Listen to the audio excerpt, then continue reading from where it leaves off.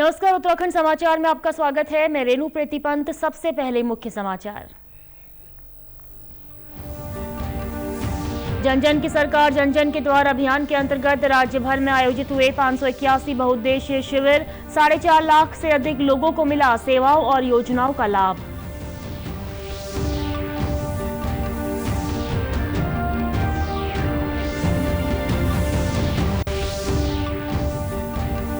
मुख्यमंत्री पुष्कर सिंह धामी ने गोदान को प्रदेश में किया टैक्स फ्री।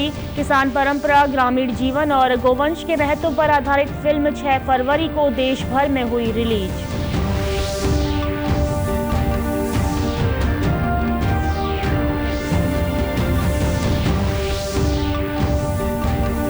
और भारतीय टीम के रिकॉर्ड 6ठी बार अंडर 19 आईसीसी विश्व कप जीतने पर राष्ट्रपति, उपराष्ट्रपति, प्रधानमंत्री और मुख्यमंत्री ने दी बधाई। टीम के उत्कृष्ट प्रदर्शन की सराहना की।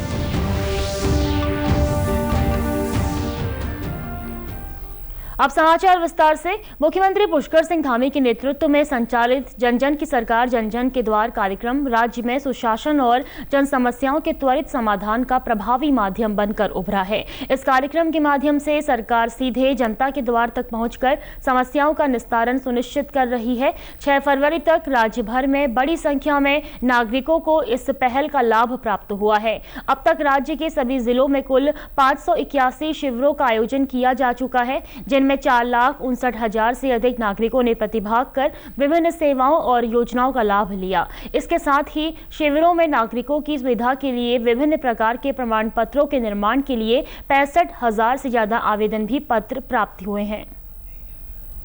चारधाम यात्रा के प्रमुख पड़ाव रुद्रप्रयाग जिले में यातायात व्यवस्था को सुदृढ़ करने के उद्देश्य से निर्माणाधीन मल्टी लेवल पार्किंग परियोजना पर विशेष ध्यान दिया जा रहा है। इसी क्रम में प्रभारी सचिव रुद्रप्रयाग एवं आवास सचिव डॉक्टर आर राजेश कुमार ने रुद्रप्रयाग के मुख्य बाजार क्षेत्र में निर्माणाधीन मल्टी लेवल पार्किंग का स्थलीय निरीक्षण किया। इस दौरान उन्होंने निर्माण कार्यों की प्रगति, गुणवत्ता और तकनीकी मानकों के अनुरूप हो रहे कार्यों की विस्तृत समीक्षा की। निरीक्षण के दौरान प्रभारी सचिव ने कहा कि मल्टी लेवल पार्किंग के निर्माण से रुद्रप्रयाग मुख्य बाजार क्षेत्र में लंबे समय से चली आ रही जाम की समस्या से राहत मिलेगी। केदारनाथ धाम जाने वाले लाखों श्रद्धालु यहां से होकर गुजरते हैं। मल्टी लेवल पार्किंग के निर्माण से चारधाम यात्रियों को सुगम यातायात व्यवस्था उपलब्ध होगी और शहर के भीतर वाहनों का दबाव भी कम होगा।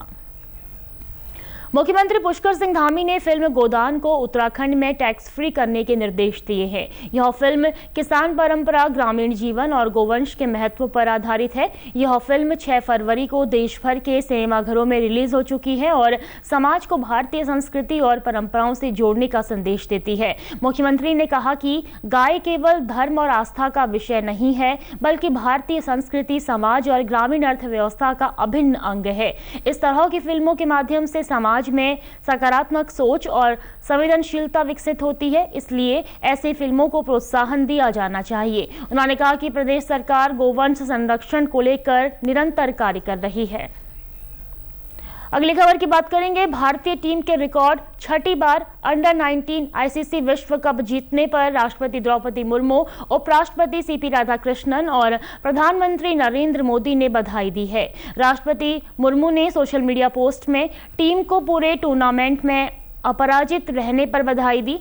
उपराष्ट्रपति ने फाइनल में वैभव सूर्यवंशी की दमदार पारी की सराहना की, तो वहीं प्रधानमंत्री नरेंद्र मोदी ने पूरे टूर्नामेंट में खिलाड़ियों के असाधारण कौशल और प्रदर्शन की प्रशंसा करते हुए कहा कि यह जीत युवा खिलाड़ियों को प्रेरित करेगी। वहीं प्रदेश के मुख्यमंत्री पुष्कर सिंह धामी ने भी इस उपलब्धि पर भारतीय अंडर 19 क्रिकेट टीम को बधाई व शुभकामनाएं दी हैं। मुख्यमंत्री ने कहा कि भारतीय टीम के होनहार खिलाड़ियों ने अपने उत्कृष्ट प्रदर्शन, अनुशासन और टीम भावना से देश को गौरवान्वित किया है। यह विजय देश के युवा खिलाड़ियों की प्रतिभा, परिश्रम और समर्पण का प्रमाण है। मुख्यमंत्री पुष्कर सिंह धामी ने सभी खिलाड़ियों के उज्जवल भविष्य की कामना भी की है।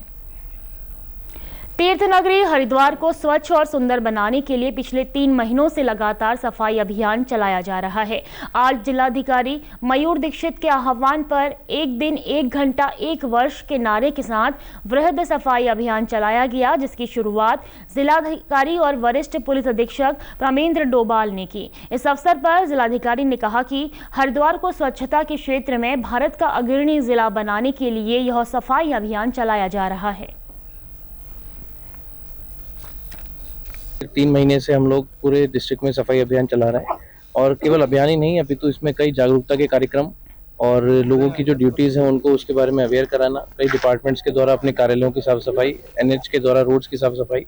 और आज 7 फरवरी को पूरे जिले में हम लोग का टारगेट है कि कम से कम 1 लाख लोग आज सफाई के लिए उतरें। तो अभी हम लोग उसी के लिए यहाँ पर पार्टिसिपेट कर रहे हैं।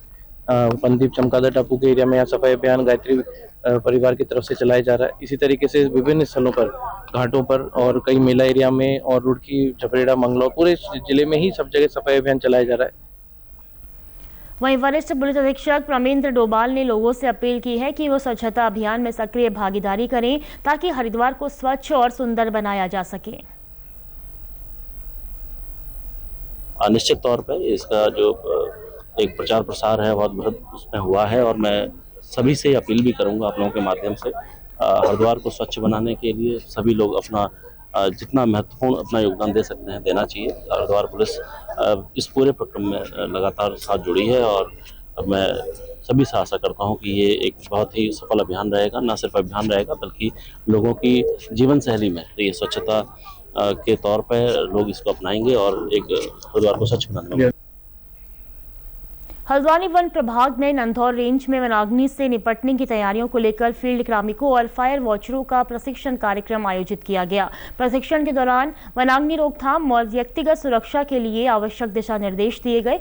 इसके साथ ही पर्वतीय और मैदानी वन क्षेत्रों में लगी आग को बुझाने की तकनीक सिखाई गई। प्रशिक्षण में जंगलों के पास रहने वाले स्थानीय लोगों से समन्वय स्थापित करने के बारे में भी जानकारी दी गई ताकि वनाग्नि के समय उनकी सहायता ली जा सके। इस दौरान प्राथमिक उपचार, घायलों को सुरक्षित पहुंचाने की विधियों को सिखाया गया और आग बुझाने के उपकरण भी दिखाए गए।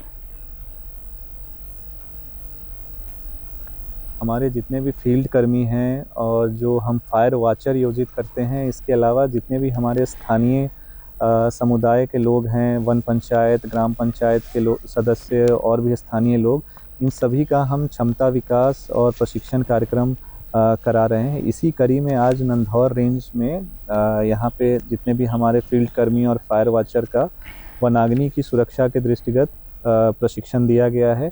इसमें मुख्य रूप से कि कैसे जो है वनाग्नि की रोकथाम करनी है, इसके अलावा जो फर्स्ट एड के बारे में और अपनी सुरक्षा भी कैसे करनी है उसके बारे में विस्तार से इन लोगों को बताया गया है। जो सुरक्षा उपकरण हैं वनाग्नि के लिए, जो संचार साधन है वायरलेस वगैरह, इनका कैसे प्रयोग करना है, तो इसके बारे में विस्तार पूर्वक जो है बताया गया है।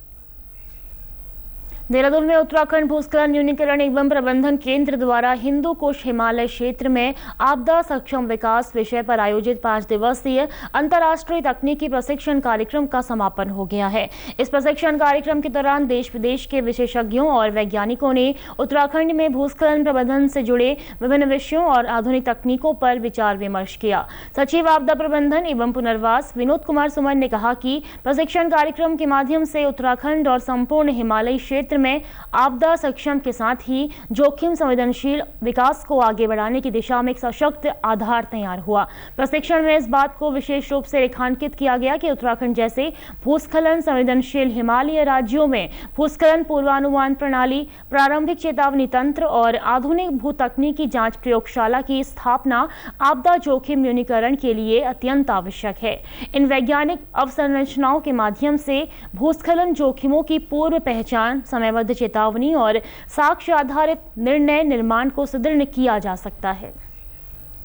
चमोली जिला मुख्यालय गोपेश्वर में 21 फरवरी से 7 दिवसीय बसंत उत्सव का आयोजन किया जाएगा। इस अवसर पर देश के विभिन्न हिस्सों से राष्ट्रीय कलाकारों के साथ साथ वॉलीबॉल टीमों को भी आमंत्रित किया गया है। इस मौके पर अंतर्राष्ट्रीय और राष्ट्रीय स्तर पर खेलों व अन्य प्रतियोगिताओं में देश व प्रदेश का नाम रोशन करने वाली प्रतिभाओं को सम्मानित किया जाएगा। उत्सव के सफल संचालन के लिए विभिन्न समितियों का गठन भी किया गया है। नगर पालिका परिषद चमोली के अध्यक्ष संदीप रावत ने बताया कि जनपद स्थापना दिवस के अवसर पर बसंत उत्सव का आयोजन किया जाएगा, जिसमें राष्ट्रीय स्तर की प्रतिभाओं को आमंत्रित किया गया है।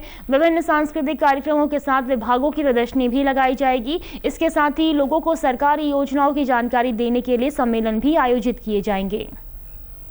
हम बसंतोत्सव को भव्य रूप देने जा रहे हैं। इसमें हमने आम जनमानस और बुद्धिजीवियों के साथ साथ जो नगर के व्यापारी हैं उनको साथ लेकर के बैठक की है।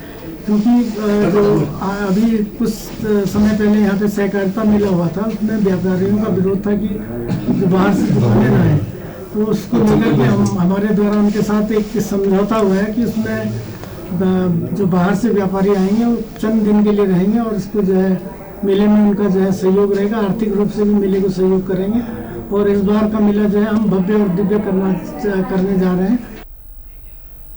इसी के साथ अभी तक के समाचार समाप्त हुए। दूरदर्शन समाचारों से जुड़े रहें। मिलते हैं फिर शाम 5 बजे के बुलेटिन में। नमस्कार।